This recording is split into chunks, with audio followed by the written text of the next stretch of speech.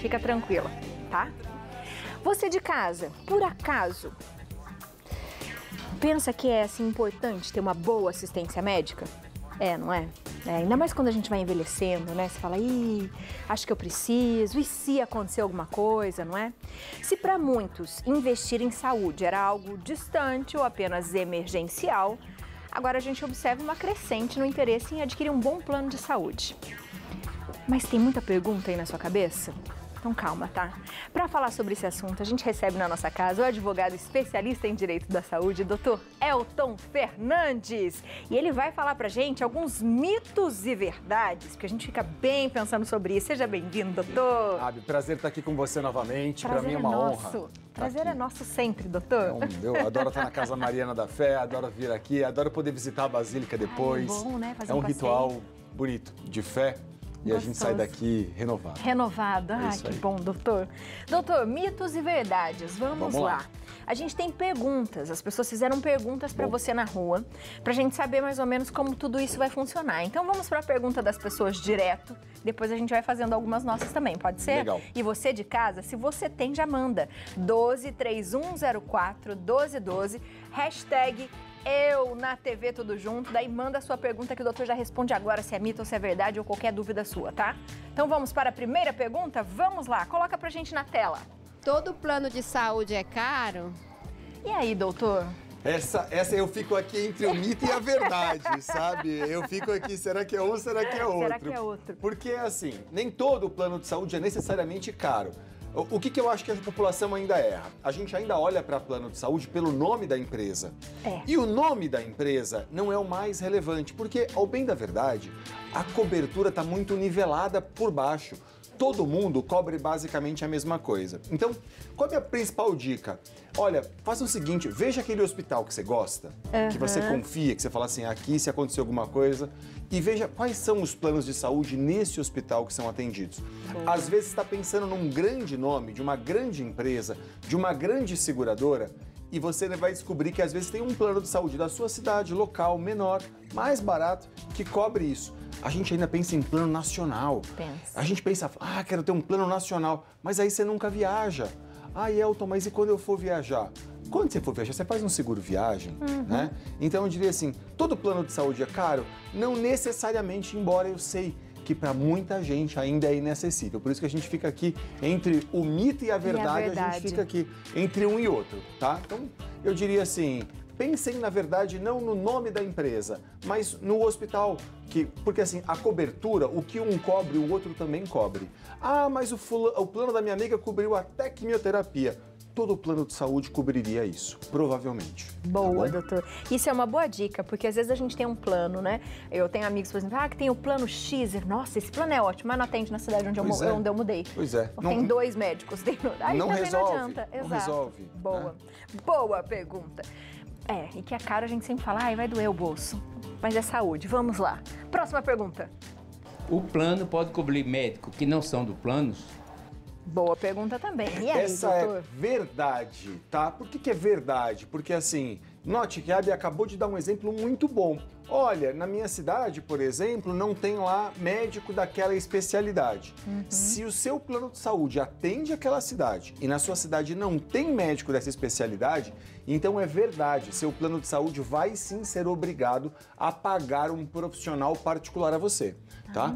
Então, sempre que ele não tiver na rede dele alguém capaz de atender o seu caso, ele vai ter que pagar um particular e é inevitável isso. Então, nesse aspecto, pode ser verdade sim, mas note, não é eu posso escolher e o plano de saúde paga. Não tem que ter. Não tem credenciado que consiga me atender. Preciso de um hematologista. Não existe hematologista na minha cidade. O plano vai ser obrigado a pagar um particular, tá? E aí eu faço o quê, doutor? Eu vou na consulta, pago e mando esse recibo ou eu consigo antes? Você pode ligar antes no seu plano de saúde e falar, não tem hematologista aqui na rede, estou na cidade X, tal. Você pode acioná-lo, guardar o número do protocolo e se depois de 3, 4 dias não resolveu a situação, denunciar na ANS. A ANS vai fiscalizar isso e nesse caso, por exemplo, Elton, mas começou a ficar urgente e eu tive que ir para uma consulta e pagar. Nesse caso, a própria ANS pode determinar que o plano de saúde faça o reembolso a você. Porque você, no final de contas, não tinha um credenciado, não é que você optou livremente.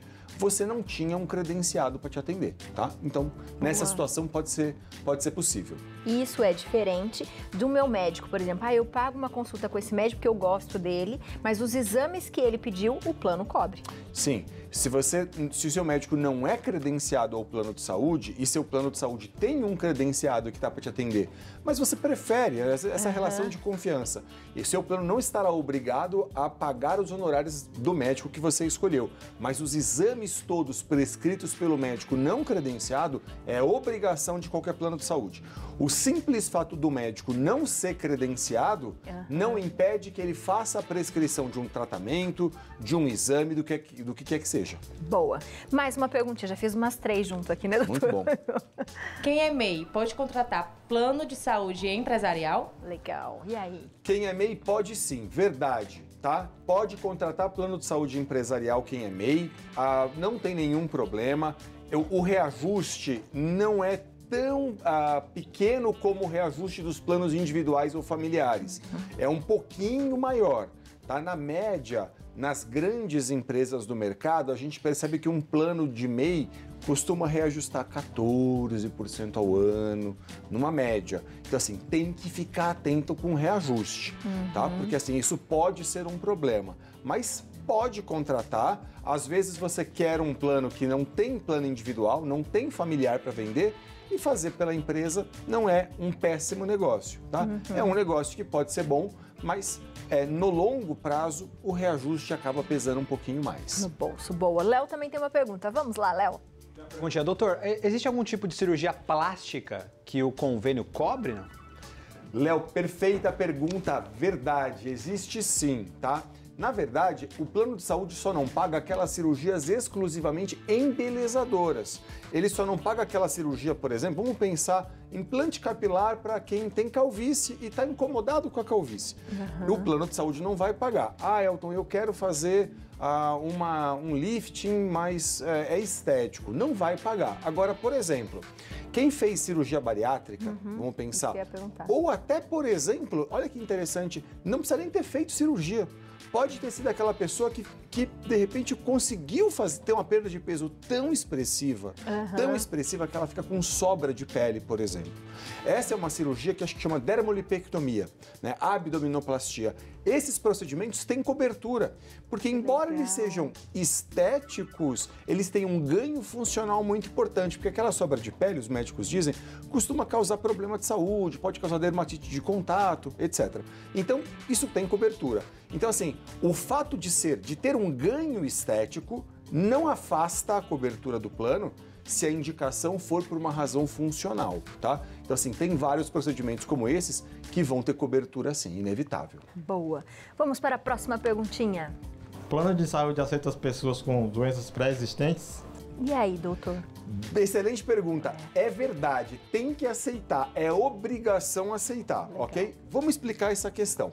É assim, todo plano de saúde deve aceitar qualquer pessoa, independentemente da idade, independentemente se tem uma doença ou não. O que pode o plano de saúde fazer com tudo é, se a pessoa tem uma doença, ele pode colocar ali uma carência de até 24 meses para que você trate aquela doença, por exemplo, naqueles procedimentos que a gente vai chamar de alta complexidade. Cirurgia, um medicamento que precisa, algo assim, tá? Exame, consulta, normal, vai poder fazer. Mas procedimento de alta complexidade como cirurgia, por exemplo, vai ter que esperar 24 meses. Então, assim, não pode impedir. Elton, mas ouço falar que os planos não aceitam pessoas que têm mais de 60 anos. Olha, vou explicar o seguinte. Ao bem da verdade, essas pessoas muitas vezes estão tentando contratar um plano empresarial, tá?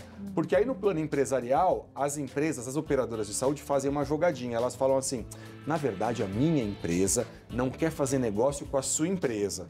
E isso é falso. Mas, assim, se você estiver tentando contratar um plano individual ou familiar, você vai conseguir, você não tem escapatória para a operadora de saúde. Então, assim, eles só tentam fugir da regra quando é um plano empresarial, por exemplo. Agora, plano individual ou familiar vale para idoso, vale para quem está doente, vale para quem está acamado, para quem tem câncer, pode contratar. Boa, boa.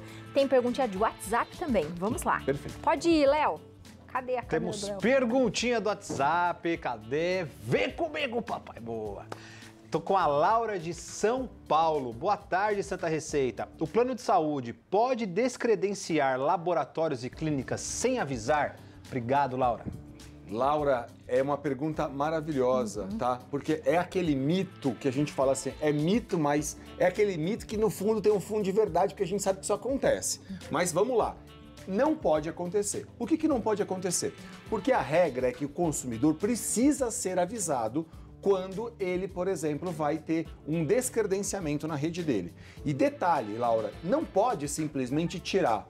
Precisa substituir o prestador por um outro da mesma qualidade. Então vamos pensar num hospital. Ah, tiraram um hospital da minha cidade. Precisam colocar outro na mesma cidade, ok? Então essa regra precisa ser observada. Na prática, a gente sabe que tem muito plano de saúde fazendo isso e tá errado.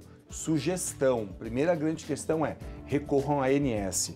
Pode reclamar na ANS, eles estão lá para isso, ok? Boa. Essa é a primeira sugestão. Se não resolver, talvez tenha que procurar a justiça, mas a primeira sugestão é procurar a ANS. Boa. E na hora que a gente começa a jogar nosso conhecimento, doutor, o povo começa a ficar esperto e para de fazer graça com a nossa cara. Vamos para a próxima pergunta.